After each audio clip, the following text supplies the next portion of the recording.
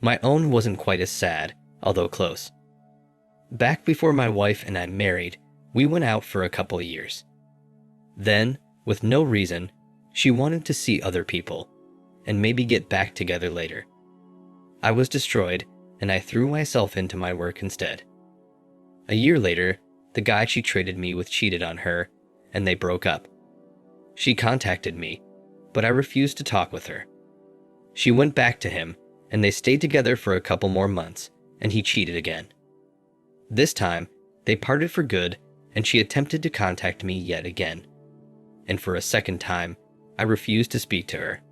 She had wounded me deeply, and I couldn't forget it. She went on to another guy, and they were together for 6 months or so before he began to become pretty physical with her, leaving bruises. Unfortunately, I went to a party and ended up hammered, and she and I somehow ended up back together. I'm not saying all was as it was before, far from it. I still loved her, but I have to admit, I didn't trust her totally, with good reason it seems. We dated for over a year, after which we got married, and she moved in with me. My house was free and clear. My grandparents had given it to me as a gift when I graduated from college. It was small, but it was a rental of theirs and out of the way, about 10 miles from town on a dusty old road. It was perfect for me. We both decided to wait for at least 3 years before we start having kids. Our marriage was perfect for the first 2 years, and I could have sworn we were fine. Then it happened again. Instead of leaving me, though, she brought in someone else.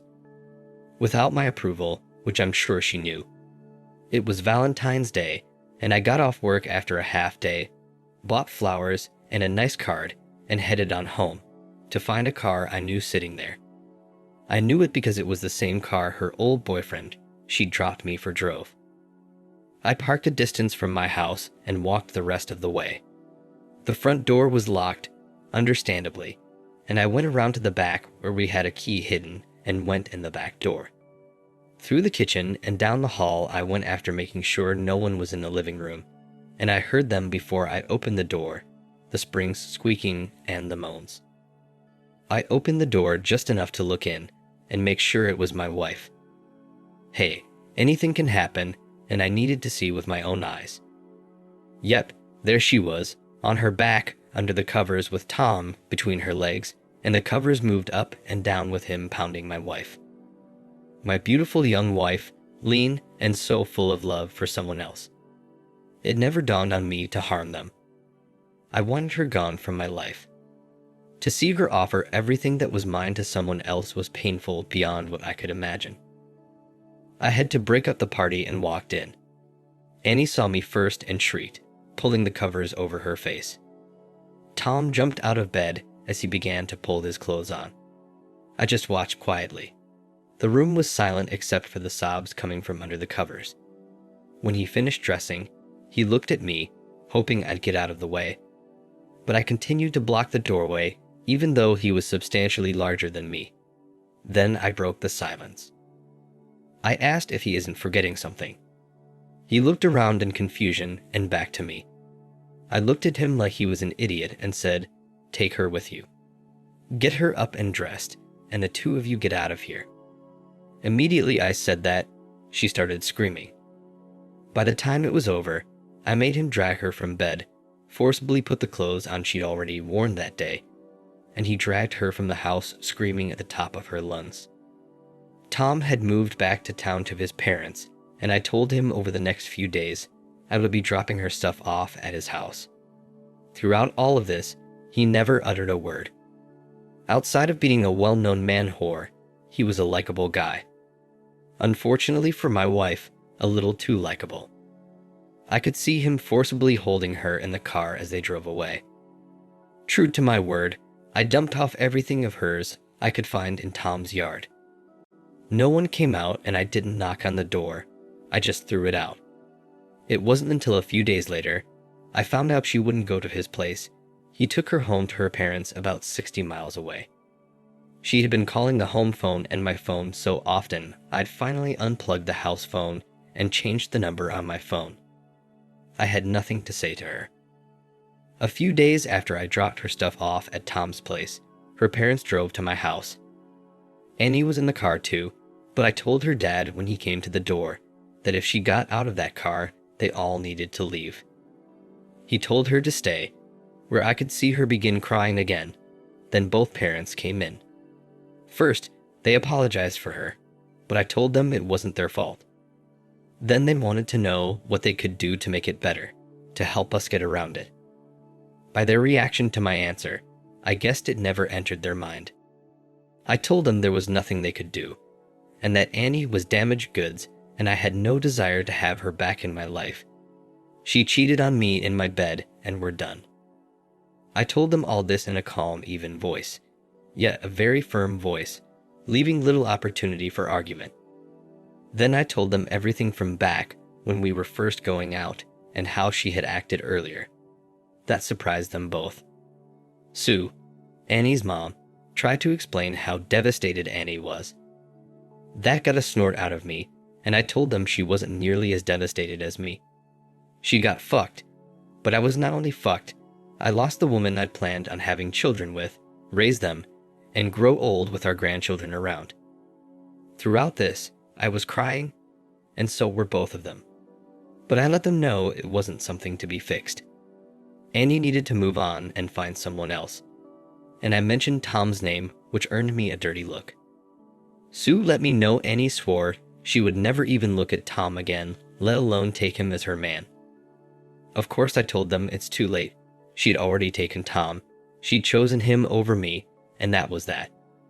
When they left, they made me promise I would stay in phone contact with them. They were worried about Annie and how hard she was taking the whole thing. That just made me shake my head in disappointment and muttered how hard this was for her.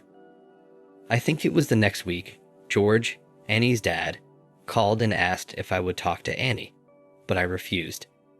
Apparently, she hadn't eaten since I booted her, or at least very little. She wasn't a big girl, and as lean as she was, there was little weight she had to lose. George and Sue both begged me, something that was more painful for me to hear than them to do it. It was their baby, and they were concerned she might do something harmful to herself. I had her served the next week. In the papers I had drawn up, we each took out of the marriage what we brought in, which was very little. But I offered half our saving, which was substantial for two youngsters, almost $30,000, from before we were married too. When George called me again, he was sobbing as hard as Annie was when Tom dragged her from my house. He asked if I would put it on hold, give us both a chance to cool off. He said Sue and Annie both were even more devastated, and Annie had begun throwing up the instant she was served and still hadn't eaten. They ended up calling an ambulance, and she was admitted to the hospital after we hung up. I left town. Yep, I just left. Quit my job, gave the power of my attorney to my folks to make all my decisions, and also rent out my home. Then I left. The first year was spent in Alaska, working on a fishing boat. During that time, I contacted no one. The second year, I was working on another fishing boat out of California catching tuna. The next 3 years were spent in Alaska in Prudhoe Bay, working in the oil fields. In 5 years, spending no money, banking it all, I made a huge sum of money, made bigger yet by investing wisely, something my Prudhoe Bay employer made available to us all. Not that I was filthy rich, but I had enough money to retire on, if only a small stipend was taken out each year. If I were to live on $50,000 per year, I would still be increasing my investments, not taking it all away. I also had part interest in a couple oil wells, 3 natural gas wells, and half a small fleet of tuna boats. The yearly income on the wells alone was okay. We had an accident in Prudhoe that made me question my mortality, and I ended up quitting and returning back to my town. My folks were shocked when I showed up on their doorstep one evening.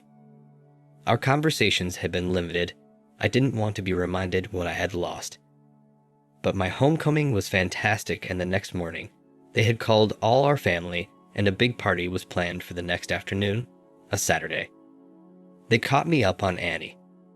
After I left, She had to be hospitalized for quite some time. She refused to eat and finally slit her wrists trying to off herself. After a few tests, they found out why. She was pregnant. George and Sue contacted my folks, hoping to get in touch with me and to let me know I was going to be a father, ostensibly to force a reconciliation. My dad, however, after letting him know they couldn't get in contact with me, that I had left town, asked George as nicely as possible for a grandparent DNA test. As happy as George was, he agreed. After the birth, when it was safe enough, they did the test and it came back that I was not the father. George and Sue were nearly catatonic over the results.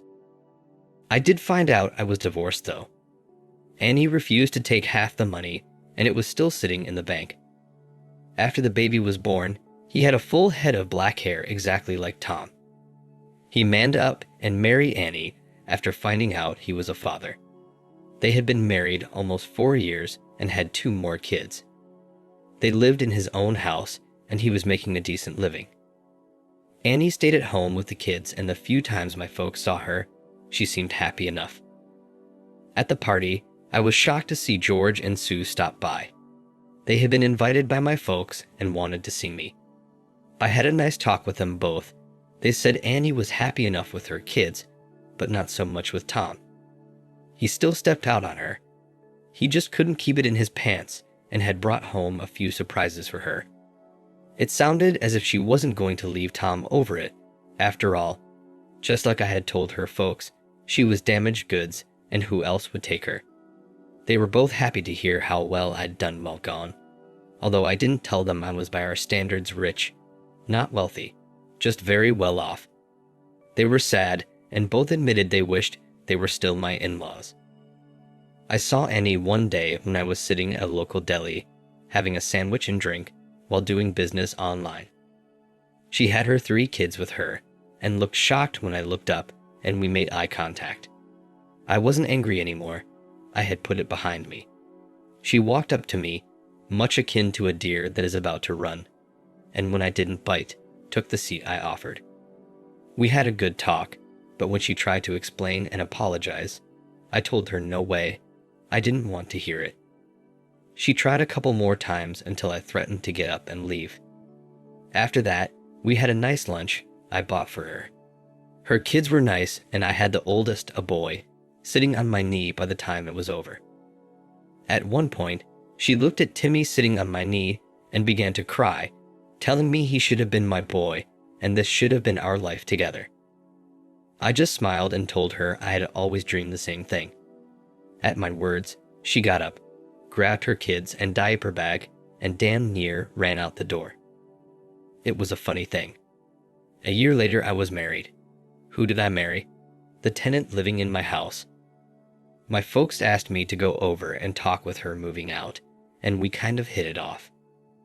I ended up leaving her there.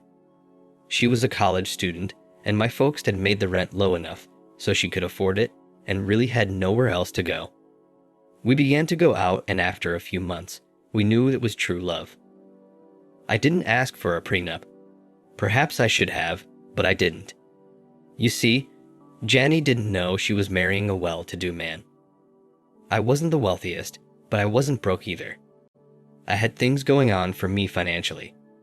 She thought I was just going from job to job across the country and didn't have anything to show for it. Hell, I was living at home with my parents. After we'd been married a few months and I still wasn't looking for a job, she finally came to me with a worried look, wondering if I was planning on it. Her biggest concern was that I might leave for a long-term job, leaving her alone for long periods of time. I really had fun when I sat her down and began explaining I'd put a little money away I was planning we could live on. Of course, she was worried about what we'd do when it ran out. She had her teaching certificate, but hadn't found a job nearby, although she found we're going to have us moving quite a distance. The look on her face was priceless when I took a piece of paper, wrote a number on it, and then turned it over face down. She hadn't seen what it was and asked what I was doing. After I told her it was how much was in my checking account, and I thought it might get us by for a while, she tentatively asked if she could see it. I hemmed and hawed, acting like I was worried. Then I slid it over, and she slowly turned it over, looking up at me in surprise. She was excited to know I had such amount in my checking account. Although our house was small, at least we didn't have a house payment, and even though I didn't have a car or truck yet, her little car was paid for. We went out to celebrate the worry that she felt lifted from her shoulders. A week later, she was waiting when I came in from where I had been working in the garden out back after she called for me. She had checked the account and asked me to contact the bank, saying someone had made a mistake and had deposited some money in our account. When I chuckled, she looked puzzled.